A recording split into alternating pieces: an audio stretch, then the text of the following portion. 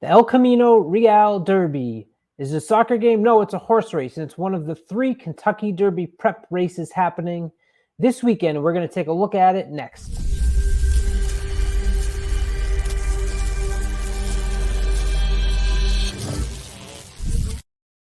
What's up, everybody? My name is Colin Sheehan. Welcome into Kentucky Derby Prep Briefing on the Trust the Profits YouTube page, where we like to dig into what's happening on the Kentucky Derby Trail. We're deciding to mix it up a little bit this week and give you a little bit more specific look into the fields of the 3 races. And on this episode, we are looking at the El Camino Real Derby taking place at Golden Gate Fields on Saturday, February 11th. It is race 8 on your card. Don't forget to check out my episode of Doubling Down, which I taped with the voice of Golden Gate Fields, Matt Dinnerman. We put together a late daily double that includes this race, so be sure to check that out. What I always like to do, which I've done on this show, is take a look back at previous winners of the race that we're talking about. So in this instance, the El Camino Real Derby, and Matt Dinnerman reminded me that the winner of this race earns a berth into the Preakness Stakes. All accounts paid, as they say. And if you look back 2 years ago, Rombauer not only took them up on that invitation to the Preakness, he went in and he won it.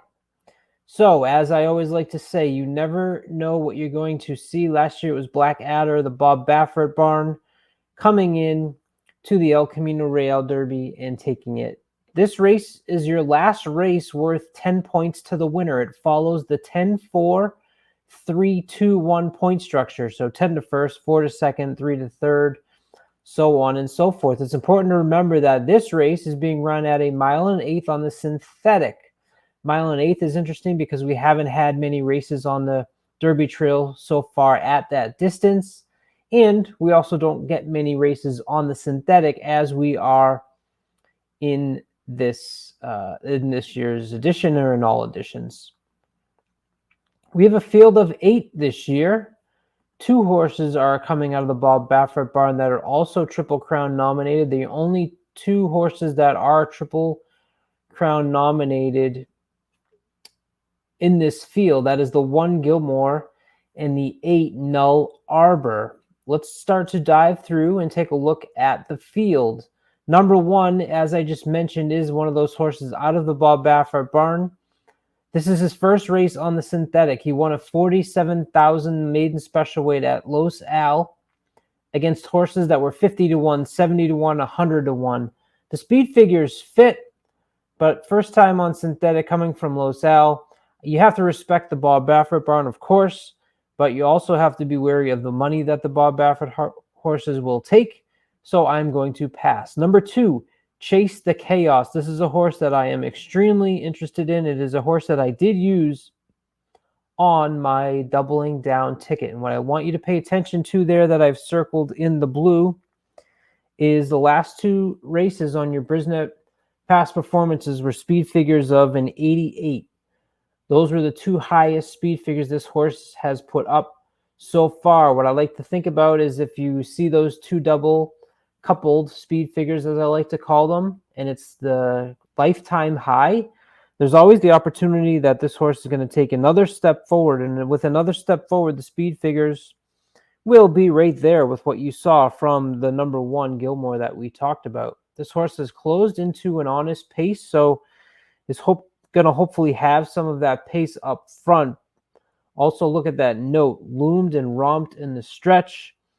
Chase the Chaos is certainly a horse that I am interested in, and one that I would recommend you leave on your ticket. Number 3 is Happy Does. This horse was 7 lengths behind the aforementioned number 2, Chase the Chaos. This horse needs a lot of pace, which she should get, but you'll see I circled there in red the average winning distance on the sire and dam sire, 6.6 and 6.4. Whenever you see red on my past performances, that is a cautionary tale for me. So needing a really fast pace is how this horse has won before.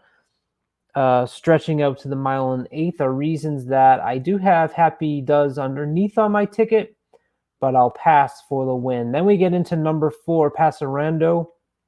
you'll see the check mark for Rando from me. This is a horse that I am very interested in. We're going to bring in the replay of this horse's last 2 wins, starting